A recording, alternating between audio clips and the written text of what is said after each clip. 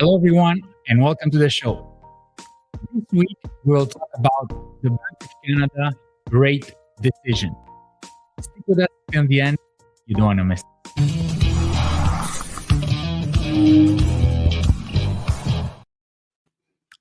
Chris, the Bank of Canada cut its benchmark interest rate by 50 basis points, bringing it to 3.25%. This decision was influenced by concerns over weakening economic conditions and the potential impact of tariffs proposed by Donald Trump, which could harm Canadian exports.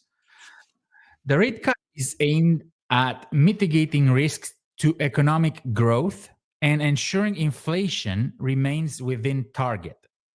The move reflects border challenges in global trade and economic uncertainty.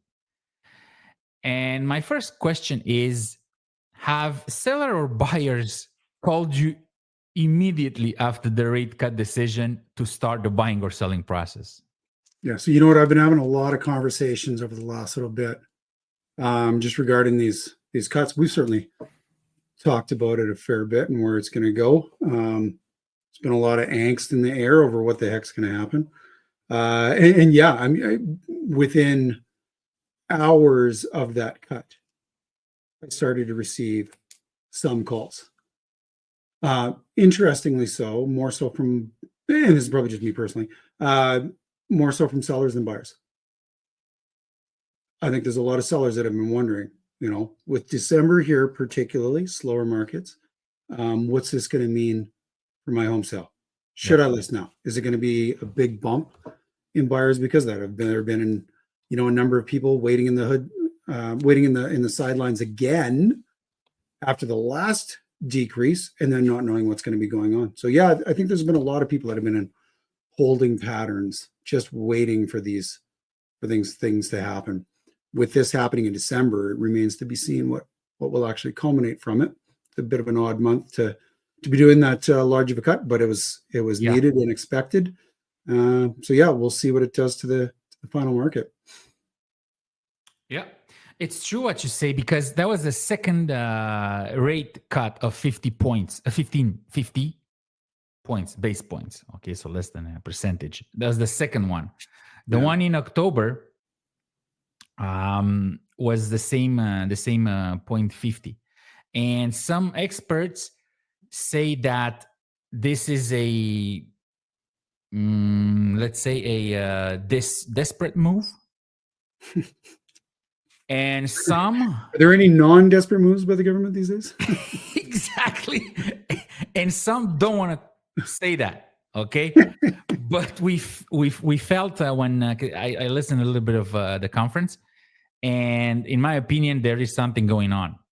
There is something going on, and I can't wait in 2025 to see what it is. Well, I mean, with some of the chatter that's been going on too with some of the politicians, it'll be interesting to see. Watched our premier Danielle Smith in an interview regarding all this. I thought she handled herself amazingly well. I was very impressed with all her brilliant. Yeah, right. And I think she did say all the right things. I think she was accountable through the process. Yeah, there was very little negative talk going on. It was just there are some issues. It may not be as big as what's being led to believe, but we're here to handle them. Doug Ford, on the other end, a little bit of a different scenario. Your premier of Ontario there. He's going hard balls. We'll see where that ends up. That might land us in a little bit of trouble, or it might be exactly what we need. What we need in Alberta. Yeah. That's my point. Uh-huh. And it's true what you're saying. It's true. The so Doug Ford said that we might have to cut the Americans' energy, like electricity. That it's true. It goes from all Hydro Ontario and Hydro Quebec. They do a lot of East Coast, New York, and all that. They provide electricity for the Americans, but that it's, in my opinion, it's a big mistake to say that to a big ego like Trump. Yeah. You can't say that. It's exactly what Danielle Smith does. That's the right way, because she is a strong woman. She's not playing like a submission at all, but she has a political, that's how can I call it, a very political way of putting things, and also stating facts. And I believe that will help the other side to think, and especially for the oil and gas that we talk about. Well, and okay, so let's chat about that for just a second then. Let's reverse that for a second. We're kind of concerned about tariffs going on about our oil and gas, Mm-hmm. what that will mean to our economy, to the industry in general. Yeah. I can Doug Ford just shut off the electricity to the states and not have a repercussions to us too? I know we Oh couldn't my. do that with oil. We couldn't just say, well, yeah, no, we're gonna cut you off and then have our industry come out just fine. So Yeah. they got to know that side of it too. I mean, as much as it hurts us to have tariffs put on, it hurts them as well. Um, well, I mean, the same then is true if you just cut off the entire thing. I think there's a lot of bolstering puffery going on both sides, and we'll see where it all ends up Yeah. in the end. And the comments made by the prime minister yesterday didn't help. I don't know if you knew, he made comments about the fact that the last two election that Trump run, they both were lost by women, and that this is not progressive and all that stuff. And Elon Musk was he tweeted like he's such an insufferable tool, which can aggravate the relationship a lot. You Yeah, he's can't say definitely that to aggravated. Donald Trump, man, and especially because everyone knows, including left and right experts. This was not about women or men. Yeah, This was about the economy is stupid, so everyone knows this is not true. It's just posturing. yeah, And that was really bad. Okay, so not only is not true, but he directly attacked Trump in after a week that he went to kiss the ring in Florida. yeah, You understand? yeah, I cannot believe what this guy does, man. yeah. That does seem to be their interactions on a continual basis, though, eh? Yeah, Yeah, leave that. Go to some news interview afterwards, and just start talking about how tough you are. exactly, Yeah, exactly. So let's put it with the rate cut in a context. So this marks the fifth consecutive rate reduction.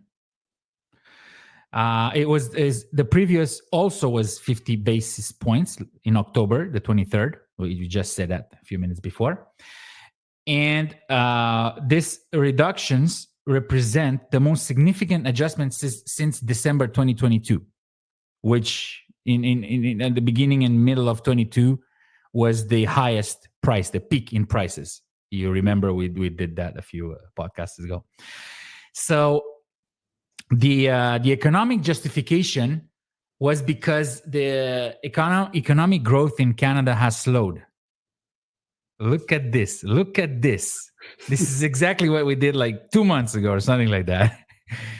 With GDP, okay, expanding by only 1% in the third quarter, slightly below forecasts. And I watched another podcast. So our first the three main engines of our economy are real estate, financing, and healthcare. yeah, So it only grew by 1%. And when the financing problems will become reality next year, like how many people will renew their mortgages, and immigration will stop or less, then our production will go to drain. It will be zero production, zero increase. It will be really bad, okay? And the second justification of the rate drop is that the lower interest rates have stimulated household spending and in the housing market. So that I didn't understand exactly why you bring down the rates if it's if it's good and if the sales are good. But that's what the government wants to do. And also, he said that this combined with the suspension of GST and the one-time payments to individuals are expected to impact inflation and growth.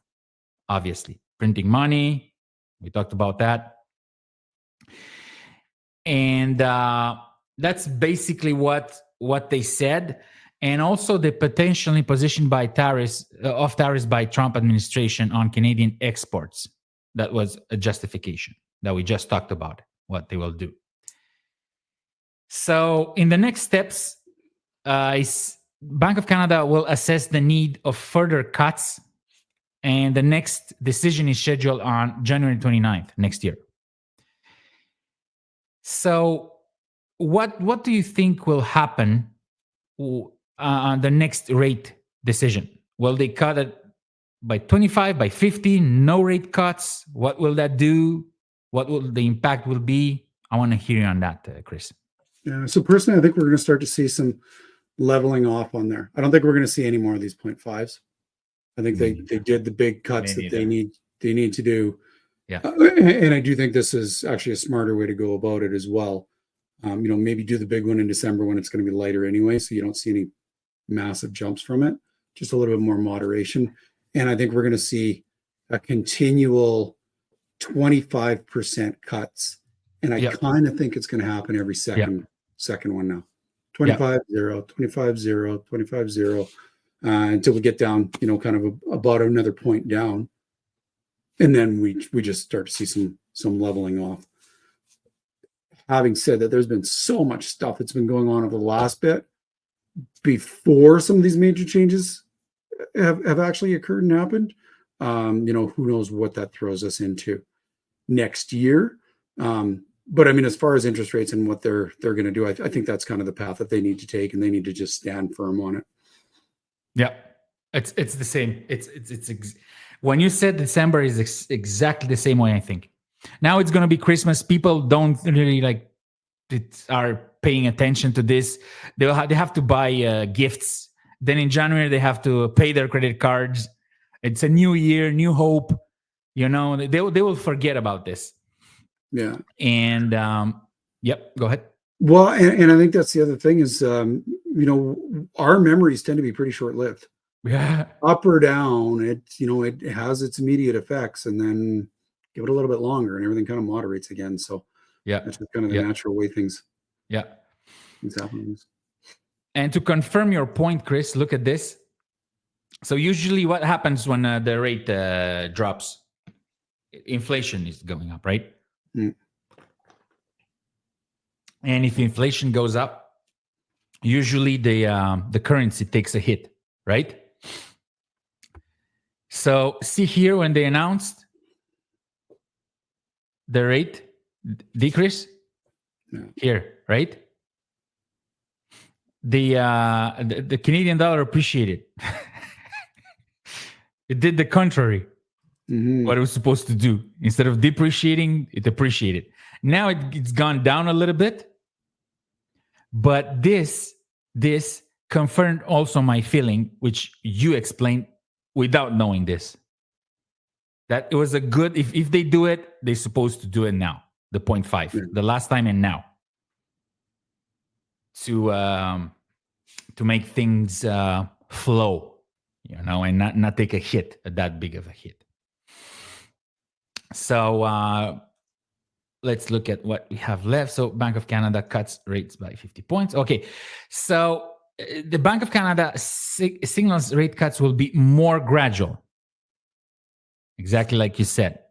Probably it's in my opinion will be the same. 0.25 January, then 0. And then maybe 0.25, and then we'll see. And Canadian dollar strengthens post rate cut. We just saw that. And Bank of Canada government says Trump tariff threats and economic uncertainty. Okay, so this is basically what it is. We said that his tariffs may influence the next cuts. Let's see that, because he takes office on January 20th, and then the decision is 29. So we will see that. And do you have anything else to say about this subject? I think largely with these tariffs, when he came into power the first time, it was, we're going to stop immigration or illegal immigration. Mm-hmm. We're going to protect the borders by building a wall, and we're going to have Mexico pay for it. Yeah, it's true. Sure. but this really is a way, maybe he just found his way to kind of back that up. Either you pay for it by doing it yourselves, to at least to a degree that he's happy with, or acceptable, or we tariff the heck out of you. One way or another, he's getting it paid for. And so, I guess in a way, I think maybe he's just living up to his campaign promises from the first go around, just in a roundabout sort of way. Well, probably a smarter way, frankly.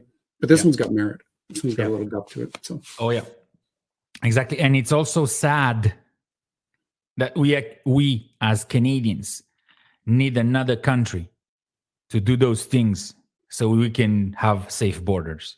Yeah. It's sad and pathetic. And so the Bank of Canada is gradually adjusting its policies to support economic growth while adapting to both domestic and international uncertainties. So that's basically, the conclusion of the subject for the Bank of Canada. And we will see exactly what will happen in January. Now, Chris, let's talk about the real estate here in Alberta. What will happen in 2025?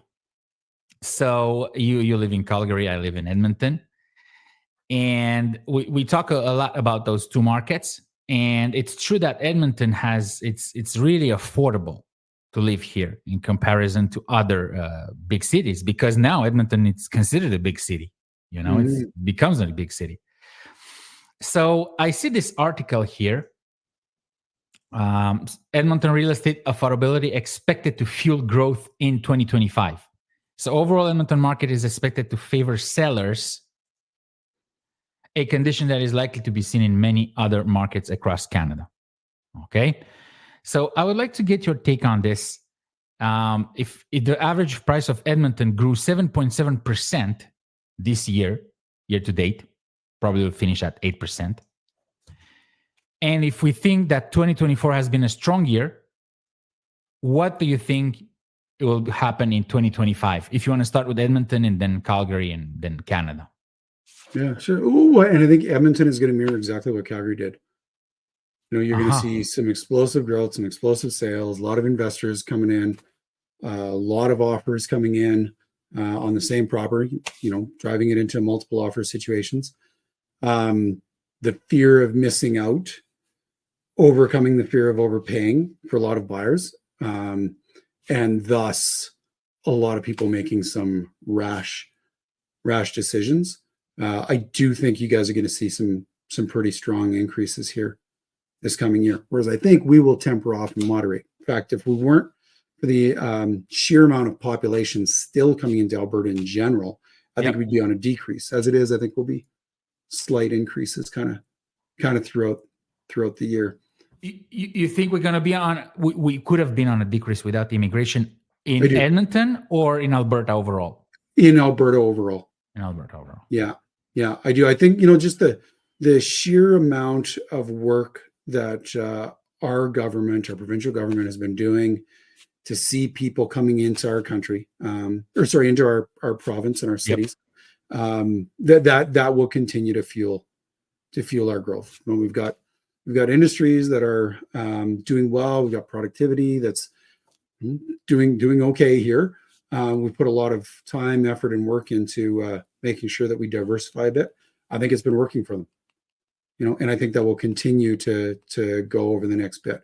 It'll be hampered a little bit. We got a few roadblocks coming up that we weren't expecting, But I think overall, we're still going to be the golden child of the Canadian market, Edmonton, Edmonton particularly.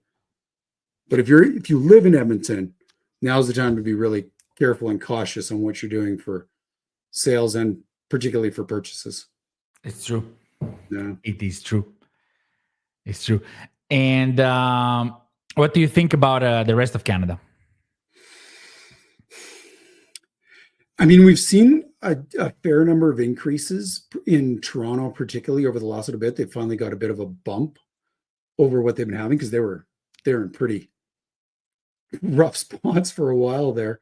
But I don't think they're over their hurdles yet. I think they've still got another year of recovery and recuperating, and we'll see where that lands up with them. I do think though that they're going to have a lot better year this year than they did last year. I think things are just going to temper out, and I think it's actually going to be a lot better for renters too. You know, for quite a while there, in the Toronto market, it used to be profitable to have a rental property. You know, your rental income exceeded what your expenses were. You know, primarily mortgaging and that. And for a while there, landlords were upside down. We're seeing that level off now, where I think people can actually afford to hold on to a property, where it actually does become a good investment for them again, but not so spectacularly like it was before. You know, these assignment sales and pre-constructions, I don't think are anywhere near what they used to be. So, you know, maybe just a little bit more moderation in the eyes of the investor that hasn't moved over to Calgary and Edmonton, and those guys are starting to get just a little bit smarter with their money. They're not looking for the quick buck necessarily. Yeah, that's well done. And I have one last question. Do you feel or believe that this is the last bump, like in the beginning of 2025, maybe second quarter, before a drop in prices? And I think it really depends on where you're at. You know, Yeah. what geographic location, what city are you in? A metropolis? You know, are you metropolitan or are you rural? And what category are you in? I think single family housing kind of throughout is going to be stable. Yeah. Potential small increases, you know, kind of across the board, little pockets to do really well with it. The apartment style condos, particularly in the downtown cores of some of these areas, that is going to be turbulent as hell. Yeah. I think that's going to be all over the place. And I think Toronto particularly still is going to be seeing some potential big decreases over the next bit. And then in a couple of years from now, I think they're going to actually start seeing some massive increases, because it all boils down to the amount that's being constructed, and they're really low there right now. So give it another 3-4 years, and they'll probably start seeing some massive increases on that. I think they're going to be really up and down. But I think the downs are going to be coming before the ups in that particular sector. Yeah, condos and outside Alberta. Yeah, Calgary here, Edmonton, you know, a little bit more flatline. Yeah, me too. I believe we're not without our struggles there, but yeah, some of those big centers that have been relying on that for so long. Ottawa. Yeah. Do they have any single family houses? Yeah. Exaggeration. No, I know. I did my police foundation in Ottawa. What's that? And I did my police foundations in Ottawa. I went to college. Right. And I rented a room close to the college in a home, and it was a single home. So back then, Ottawa was really boring. I don't know today, but it was so boring. I could have been a police officer there, and I didn't. You know, I will never be it because I don't want to be it. But still, I could have, and I didn't do it. Yeah. Yeah. So it's true. It's a special city, Ottawa. Yeah. It is a special city. Yeah. Chris, we did everything that we had today. Do you have anything else to add? No, I don't think so. Just that it's good to see you again there, Darius. Yeah, me too, man. It's good to see you again. And we would like to thank everyone for your support and your listening. and we will see each other next week. Ciao. Ciao, guys.